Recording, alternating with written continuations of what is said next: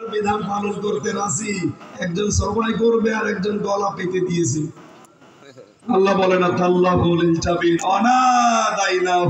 ইব্রাহিম, ইব্রাহিমকে তখন ডাক দিলাম, সেনা হয়ে গেছে, আমি যেটা চাই হয়ে গেছে। এবার বাংলাদেশে আপনি আয়াত থেকে কি নেবেন?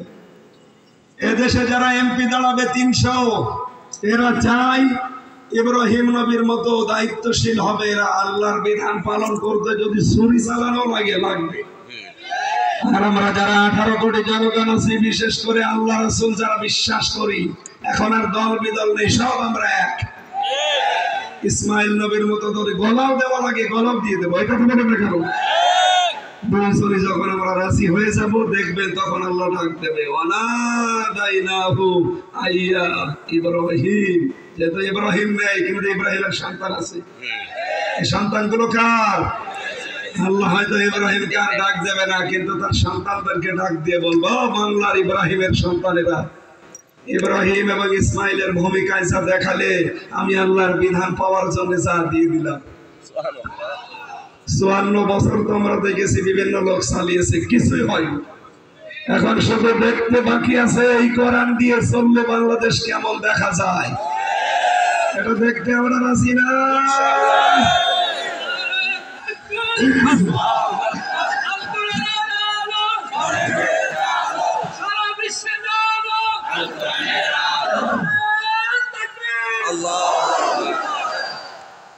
সম্মানিত ভাইরা, তাফসীর মাহফিল যেহেতু আমি শুধু ইঙ্গিতটা দিলাম, এখন থেকে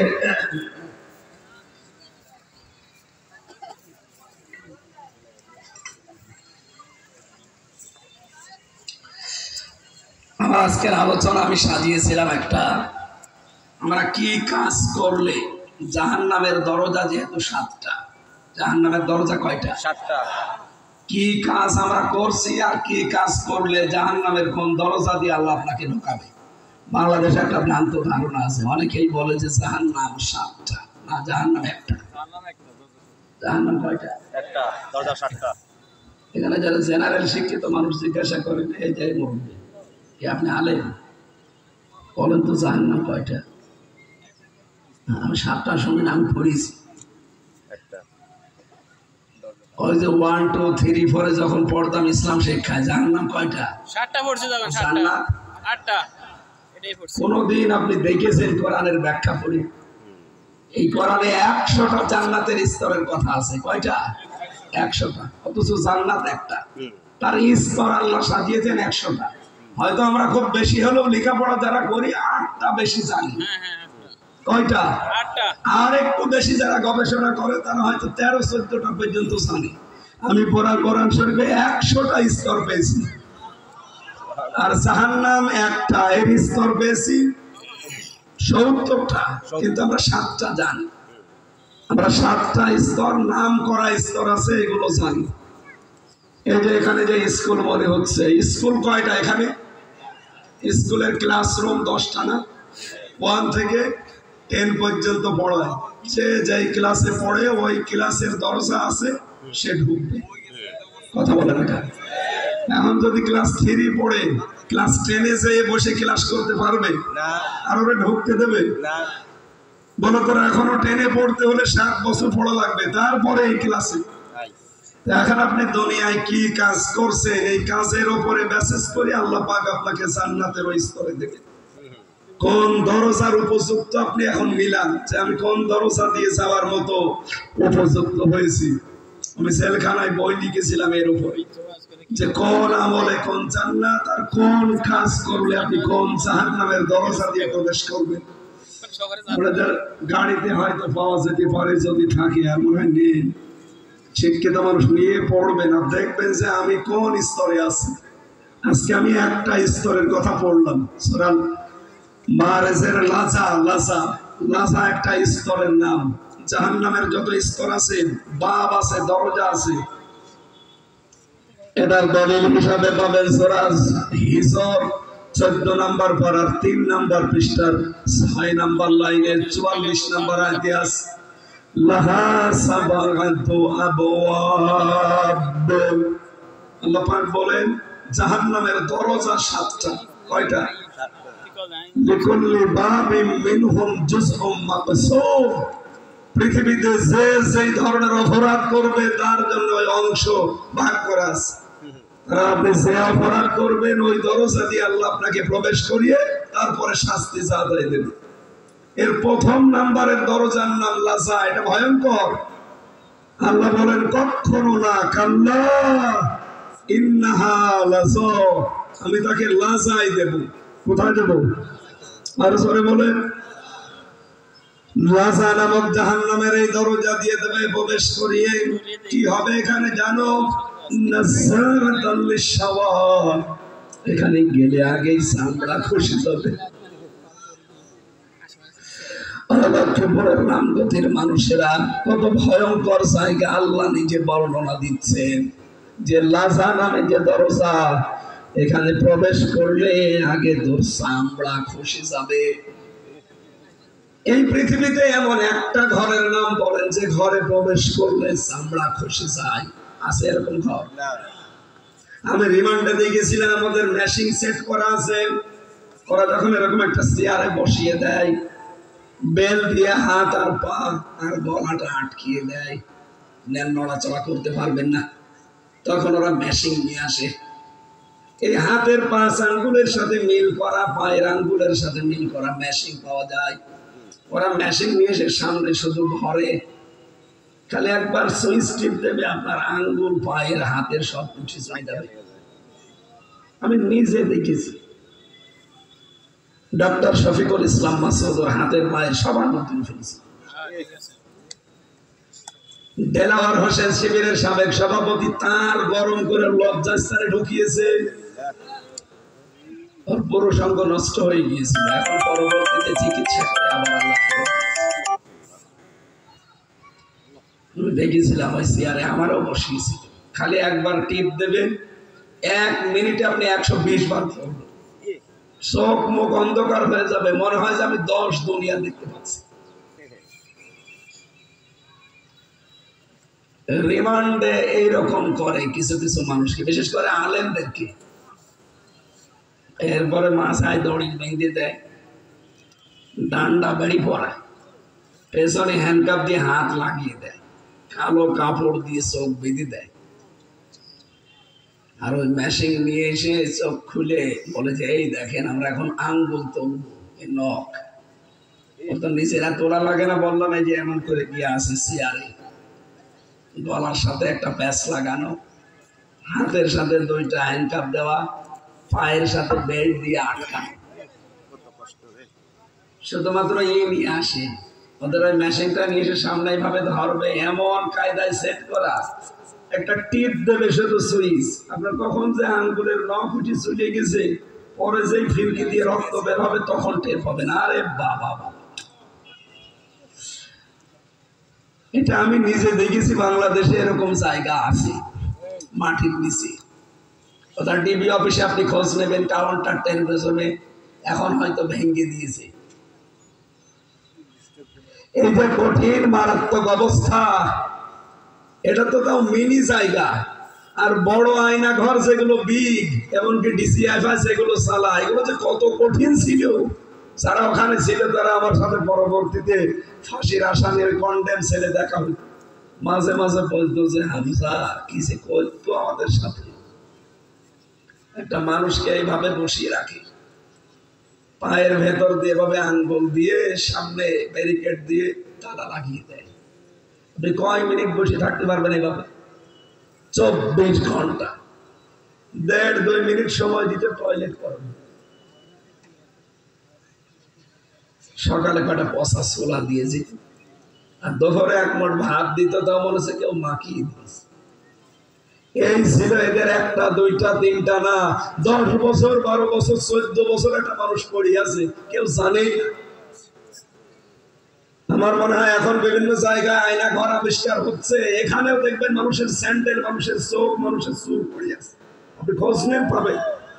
বিশেষ করে বাংলাদেশের জালেমদের যত বাড়ি, এই দেশে যারা এমপি মন্ত্রী ছিল তাদের বাড়ি ঘরের নিচে খোঁজ নেন, হয় টর্চার সেল পাবেন, নয় আয়না ঘর পাবেন। আমি বানিয়ে বলছেন, আমি দেখেছি এবং আমি শুনেছি। ওরা নিজেরাই আমার রিমান্ডে বলতো জমকের বাড়ির নিচে এটা আছে, খুব কঠিন। এই যে আবরার ফাহাদকে মেরে ফেললো, বিশ্বজিৎকে যারা হত্যা করেছিল শাওন, 14 জন ছিল ওরা, 7 জনের যাবজ্জীবন এবং ফাঁসির আসামি তারা আমার সাথে ছিল। ওরা আমার মাঝে মাঝে বলতো যে আমরা এমন এমন অপারেশন চালাতাম, ওরা এটা হচ্ছে ওদের অপারেশন। আল্লাহ তাআলা বলেন নাযাতাল লিশাওয়া, এমন একটা লাজান আমি ঘর বানিয়েছি, দরজা দিয়ে প্রবেশ করলে আগে চামড়া খসে যাবে। এই ভয়ঙ্কর জায়গায় আমি কাদেরকে দেব জানো?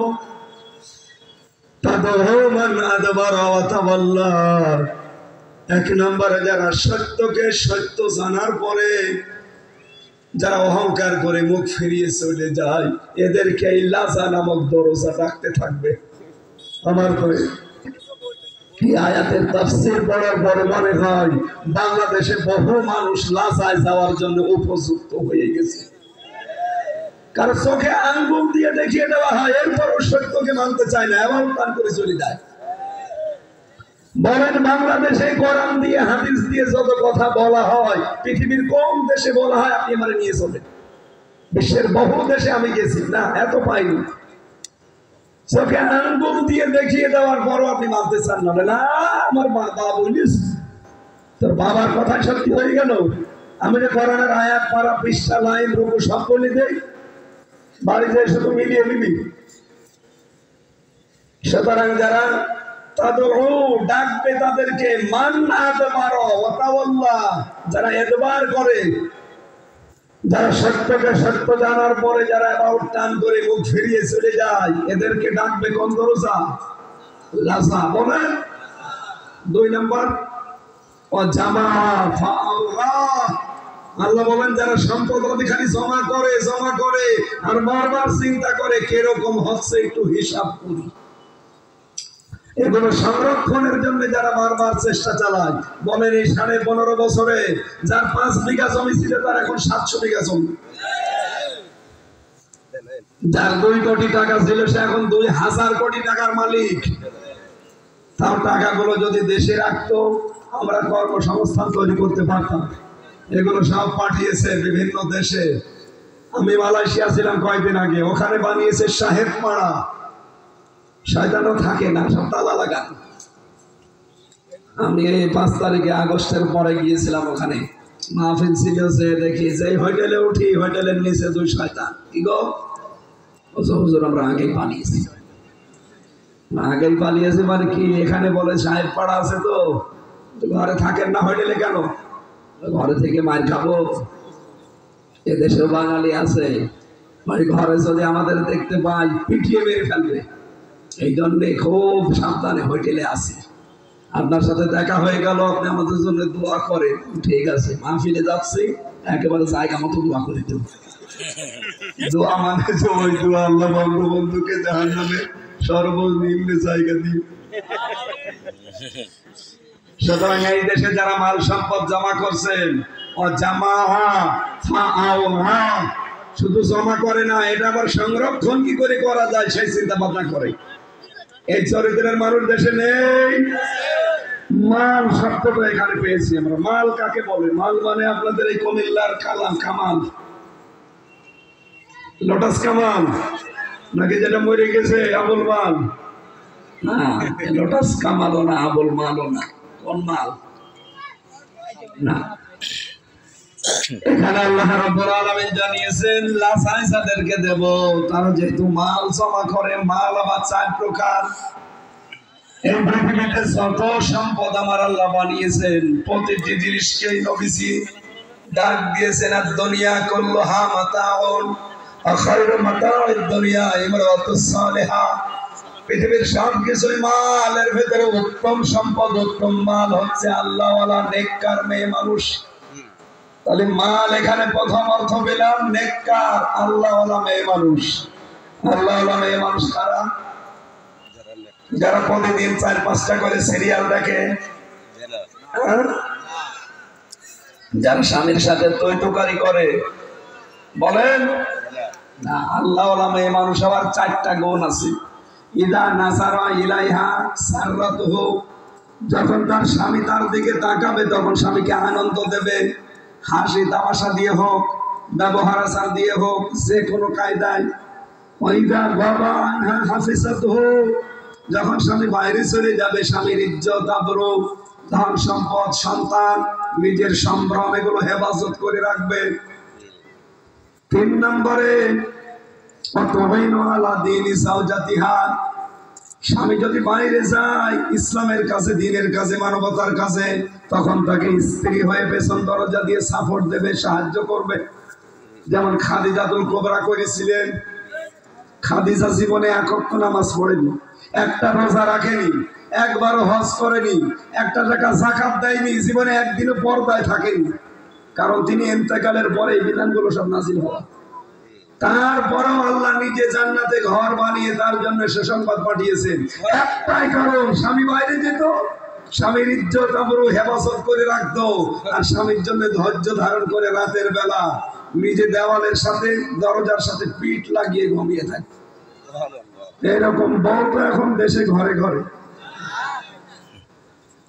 4 নম্বরে স্বামী যেটা পছন্দ করে ওটা যদি জায়েজ হয়, মাস্ট বি আপনাকে ওটা পছন্দ করা লাগবে। স্বামী যারা আছে এখানে, প্রত্যেকটা স্বামী আমরা পছন্দ করি, বিয়ের পরে আমার মা বাবা আমার সাথে থাকবে। কথা বলেন, কথা বলেন। 100টা 98টা মহিলা এটা পছন্দ করে না।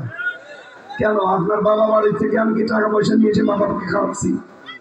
আমার বাবা মা আমার সাথে থাকবে, খেয়ে থাক না খেয়ে থাক। কথা বলে দেখেন।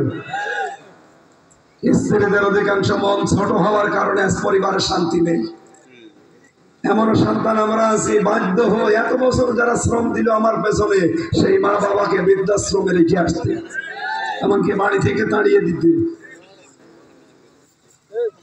আল্লাহ আমাদের হেফাজত করুন। মালের প্রথম ব্যাখ্যা, মাল হওয়া লাগবে। মা বোনেরা, মাল মানে হাতা কাটা, ডানা কাটা, পৌরির মতো রাস্তায় বের হলে মানুষ বলে মাল যাচ্ছে, এই মালদা। 2 নম্বরে মাল মানে অর্থ সম্পদ, 3 নম্বরে মাল মানে ক্ষমতার চেয়ার, 4 নম্বরে মাল মানে প্রভাব প্রতিপত্তি। এক একটা শব্দে লক্ষ লক্ষ কথা আছে। এখন আসরের নামাজ আর 2 মিনিট আছে, আমরা ফরজ নামাজ তো বাদ দেওয়া যাচ্ছে না, নামাজ পড়ে নিন। এরপরে যেহেতু আপনাদের আরো বক্তা আছে আর আমার যে কণ্ঠের অবস্থা, আমরা বেশি চাপ দিলে আরো কণ্ঠ বসে যাবে। আগামী থেকে আরো চেষ্টা চালাবো ইনশাআল্লাহ। আল্লাহুম্মা আমিন। লা ইলাহা ইল্লা আনতা সুবহানাকা ইন্নী কুনতু মিনাজ জালিমিন। রাব্বিরহামহুমা কামা রাব্বায়ানি সাগীরা। আল্লাহ তাআলা জাহান্নামের আসার যে দরজার বর্ণনা তুমি দিয়েছো, যে